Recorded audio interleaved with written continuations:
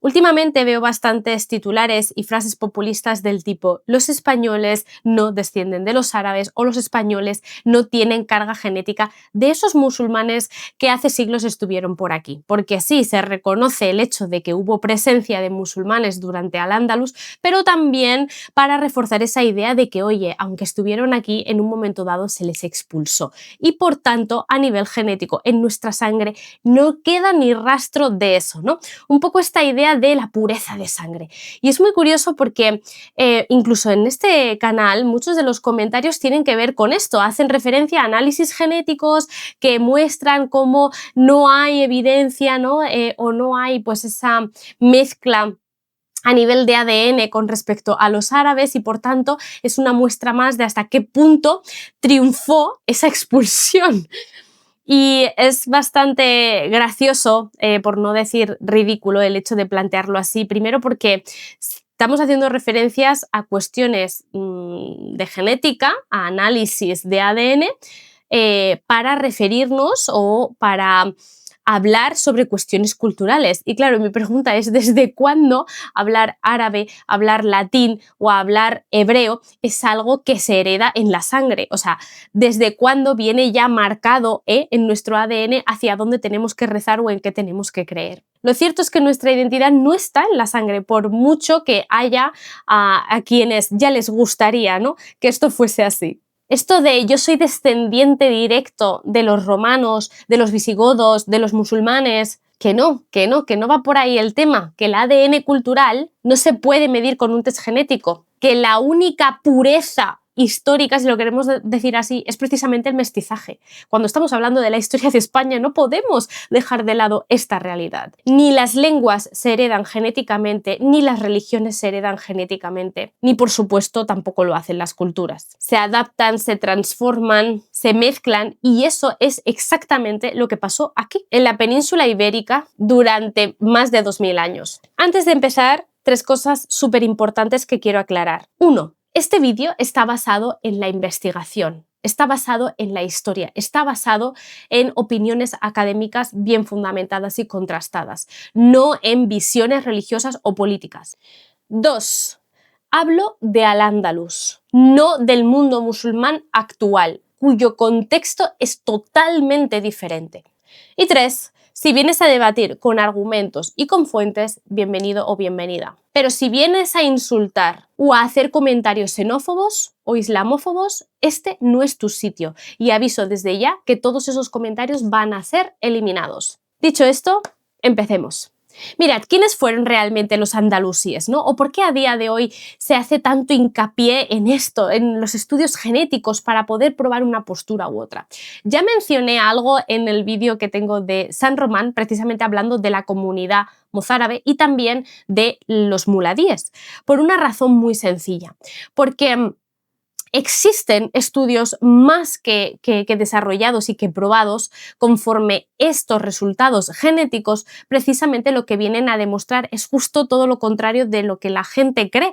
Es decir, el hecho de que a nivel genético no tengamos una huella representativa de ese pasado árabe, ¿no?, que es como se vende todo esto, lo que nos viene a decir es precisamente que estamos hablando de continuidades, que estamos hablando no solo de ese mestizaje, sino también de todo ese proceso de transformación en el que una misma comunidad autóctona, local, nativa, propia y característica de aquí, de la península ibérica, lo que hace es convertirse al Islam, es decir, cambia su creencia, cambia su estilo de vida, cambia su gobierno, ¿sí? Pero no cambia su genética. Por eso me llama tanto la atención el hecho de que se haga tanto hincapié en los estudios genéticos para reforzar una identidad nacionalista cuando en realidad estamos hablando de cuestiones culturales que han ido cambiando a lo largo del tiempo. Por ejemplo, cuando tuvo lugar la conquista de Roma, aquí en la península ibérica, no penséis que la mayoría de la población venía de Roma. Al final eran hispanos nativos que poco a poco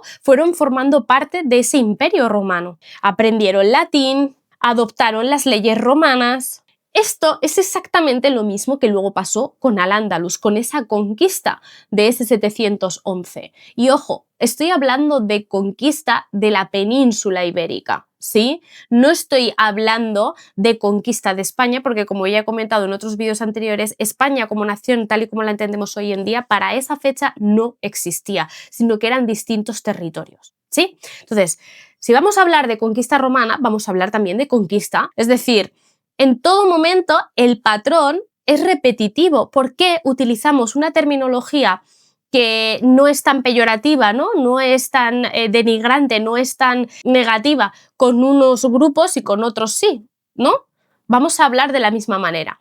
Entonces, el mismo proceso que se vivió con esa conquista romana se vivió después en Al-Ándalus. Sí, claro que llegaron árabes y bereberes, ¿no?, a Amazigh desde el norte de África. Eso es innegable, eso es un hecho histórico que existe, ¿no? Precisamente con ese contingente liderado por Tariq ibn Said. Vale, hasta ahí de acuerdo. De hecho, Eduardo Manzano y otros grandes historiadores mencionan que ese contingente no llegaría, vamos, ni a representar el 5% de la población autóctona. O sea, estamos hablando de en torno a unas 8.000 personas. Poneros en situación en ese contexto en toda la población que ya residía aquí, que eran esos hispanogodos e hispanovisigodos. Bien, pues la realidad es que igual que en ese contexto del 711 llega ese contingente militar de esas élites, ¿no?, árabes y bereberes aquí a la península, de la misma manera anteriormente pues también llegaron aquí los fenicios, los griegos, los romanos, pero el patrón en común es que al final la inmensa mayoría de la población era de aquí. O sea, hay un continuo. Se arabizaron, ¿por qué? Porque empezaron a incorporar la lengua árabe, ¿sí? Porque adoptaron esa cultura andalusí. Y muchos, pues también, claro, se islamizaron al convertirse al Islam. Pero al final la realidad social de Al-Ándalus era muchísimo más heterogénea de lo que a día de hoy tenemos en mente. Es decir, estaban los judíos sefardíes por un lado, estaban los cristianos mozárabes por otro, estaba por supuesto esas élites árabes, bereberes, etc. Y luego también estaba toda esa población, ¿no?, entre ellos pues los muladíes. Pero al final tanto ese judío sefardí como ese cristiano mozárabe como ese musulmán, todos ellos eran hispanos y todos ellos eran andalusíes. Por eso no tiene sentido hablar de sangre árabe, como tampoco hablamos de sangre romana, porque la cultura se transmite por aprendizaje, no por genética. Ya lo he hablado también anteriormente en otros vídeos, ¿no?, ese mito de la pureza de sangre y de la identidad, ¿no?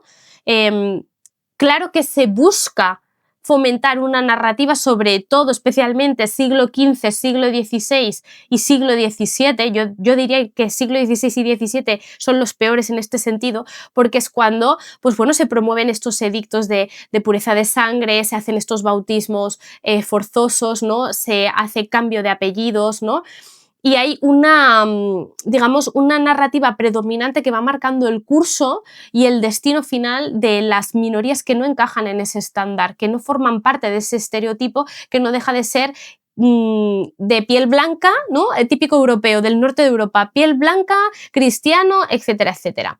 Incluso la propia comunidad mozárabe, y es algo que ya comenté también en ese vídeo de la iglesia de San Román, sufren precisamente estos agravios y sufren esta discriminación por parte de los cristianos del norte, que no ven a los cristianos mozárabes como igual a igual, precisamente por esa cultura andalusí, ¿no?, o por el hecho de estar arabizados, ¿no?, y por compartir, digamos, un legado o un entendimiento a nivel cultural que en ciertas cuestiones pues difería.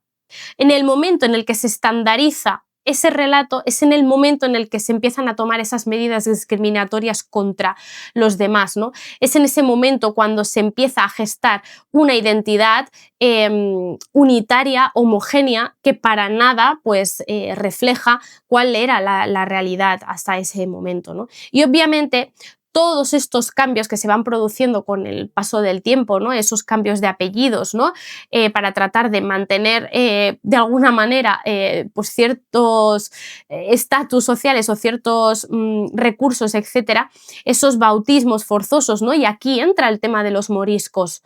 Por eso yo siempre digo que en el 1609-1610 no se está expulsando a musulmanes como tal, bajo ese concepto de echar a gente extranjera. No, no, no, no. O sea, la expulsión de los moriscos es la expulsión de población española. ¿Sí? Ahí sí que estamos hablando precisamente de que se expulsa a gente nativa. Pero igual que podemos hablar del tema de la esclavitud, porque dentro de toda esa esclavitud que se da en España, que es un capítulo negro en nuestra historia, hay también esclavitud hacia los propios moriscos, ¿sí? Los niños moriscos pasan a ser esclavos. Entonces, en esto también es un español que está esclavizando a otro español. Pero bueno, lo que quiero decir es que todos estos cambios que se van dando, sobre todo siglo XVI, siglo XVII, pues obviamente van gestando todo ese relato unitario nacional que se convertirá en el estandarte al final en el siglo XIX. En ese momento en el que se quiere construir pues ese pasado como más puro, ¿no? Es ahí, a partir de ese momento, cuando se declara todo lo que no encaja en el molde de lo que es ser típicamente español, pues se declara como extranjero. Incluso en ese siglo XIX, que es el próximo vídeo que tendréis disponible después de esto, que voy a publicar, se manipulan o se cambian ciertos términos precisamente para no reconocer el origen, por ejemplo, islámico de una parte de nuestro patrimonio. Y es cuando se empieza a utilizar el término de arte mudéjar, ¿no? En lugar de hacer referencia a arte islámico, ¿no? Y sé que algún listillo, algún opinólogo pues dirá algo en los comentarios con respecto a esto, pero bueno, ya para eso hay otro vídeo donde hablaremos del uso del término de arte mudéjar y bueno, las connotaciones que esto implica y de qué otra forma podría emplearse mejor la terminología. Bueno, lo que quiero decir es que hay una serie de conceptos que nos han llegado como parte del relato oficial que se gestan hace 2 telediarios, o sea, en el siglo XIX, y que arrastran o traen consigo una serie de medidas que ya venían implementándose años anteriores en el momento en el que se establece un marco político, religioso y legal con respecto a qué es ser español, ¿no? Y dentro de ser español, pues esto obviamente muy vinculado a ¿qué? Al catolicismo. Por eso las propias comunidades judías, las propias comunidades musulmanas e incluso las comunidades mozárabes quedarán fuera de todo ese marco. Y esto se ve muy bien, sobre todo a partir del Concilio de Trento, con estos edictos de pureza de sangre. Y luego todo lo que vendrá después, ¿no? Como digo, la prohibición de hablar árabe o de practicar el Islam, el hecho de cambiar los apellidos, que ojo, todas estas cosas no solo afectan a los musulmanes, es que también van a afectar, como digo, a la comunidad cristiana mozárabe, van a afectar a los judíos. Al final en todo esto hay un problema técnico muy claro, y es que la mayoría de las personas que fueron discriminadas y que fueron perseguidas en su momento eran genéticamente idénticos a los perseguidores, porque la diferencia entre unos y otros nunca fue biológica, fue cultural, fue religiosa, fue política. Al final, por ejemplo, el judío Maimónides, muy conocido, cordobés, ¿no? Que está allí su estatua precisamente en el barrio judío de la ciudad, si habéis estado en Córdoba la habéis visto, o por ejemplo el musulmán Averroes, también muy conocido, eran genéticamente más europeos que, por ejemplo, San Agustín de Hipona, que por mucho que fuese cristiano, genéticamente no era a alguien nativo de aquí, era al final africano del norte. Y por eso digo que al final todo este tema de las patrias y de los nacionalismos, bueno, son constructos sociales, pero no hay que perder de vista una idea fundamental, y es que las patrias no tienen sangre, sino que al final todos nosotros somos el resultado de una mezcla, de un mestizaje que se dio en todo el Mediterráneo a lo largo de cientos de años. Y por eso para mí no tiene ningún sentido el hablar en términos genéticos cuando hacemos referencia a cuestiones culturales. Si este tema os interesa especialmente, puedo dedicar otro vídeo a hablar específicamente sobre estos estudios genéticos que se han hecho en cementerios musulmanes del siglo VIII, del siglo IX, que prueban precisamente esta continuidad, que nos están hablando de esta población autóctona residente en las distintas ciudades, ¿no? Porque es verdad que hay diferencias genéticas, por ejemplo, entre algunos cementerios que se han estudiado en la zona de Murcia o en espacios así más de costa dentro de España, con respecto a los cementerios más propios de interior.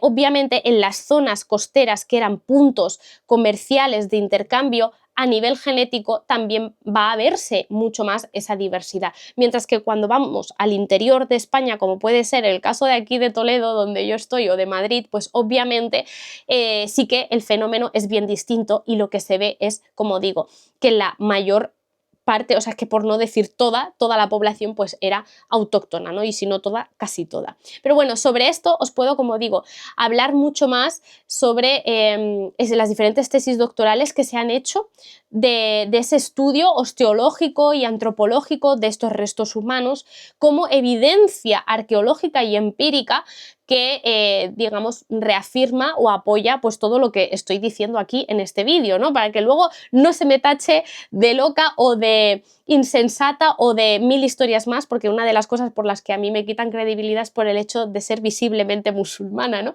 Pero aquí no estoy, como digo, hablando desde esa perspectiva más personal desde la religión, no, o sea, estoy hablando desde un punto de vista histórico, desde un punto de vista cultural y de una realidad que aunque nos genera mucha fricción y nos cuesta reconocer, pues es evidente y está ahí. Solo hay que aprender a mirarlas con las gafitas bien graduadas y bien puestas, porque bueno, pues ante las palabras nada mejor como una prueba, ¿no? En este sentido. Entonces, bueno, pues como digo, si os interesa este tema, en próximos vídeos puedo tratarlo como más en profundidad. Así que bueno, ya lo sabéis, a partir de ahora cuando veáis titulares de este tipo en los periódicos o en las redes sociales utilizando, ¿no? Ese análisis genético y ese test de ADN para probar que uno es más hispano que otro, pues acordaros de estas diferencias que comparto aquí y el cómo al final pues ni la cultura, ni la religión, ni estas cosas se heredan en la sangre y que por tanto pues al final todos somos igual de hispanos, ¿no? Todos somos igual de andalusíes y todos somos al final, como he dicho, hijos del mestizaje. Basta ya de extranjerizar al Islam y extranjerizar a los musulmanes porque ni llegaron ni se fueron ni fue todo así como de una forma tan abrupta, ni por supuesto ese contingente extranjero, si se quiere, ¿no? Plantear de esta manera, que llega aquí a la península ibérica, destruye por completo todo lo anterior, sino que lo que vemos es que se da una transformación, un cambio de gobierno, un momento que a nivel político, a nivel social fue muy importante en la historia de España, pero que no se ve con buenos ojos, ya está. Con lo cual, bueno, también es importante no negar esa herencia, porque negándola también estamos negando nuestra identidad. Así que todos aquellos que dicen yo vengo de los romanos o yo vengo de los visigodos, muy bien, pero también vienes de los andalusíes. Porque al final son las mismas personas, las mismas, ¿no? En este sentido. Nada más, os dejo con esta reflexión. Me encantará leer vuestras aportaciones positivas, por favor, siempre desde el respeto en los comentarios. Agradezco de antemano que me ayudéis a difundir estos contenidos y a darle apoyo al canal, suscribiéndoos, dando like, para un poco contrarrestar ese hate que seguro que hay. Y por mi parte nos seguimos viendo en más vídeos por aquí. Gracias.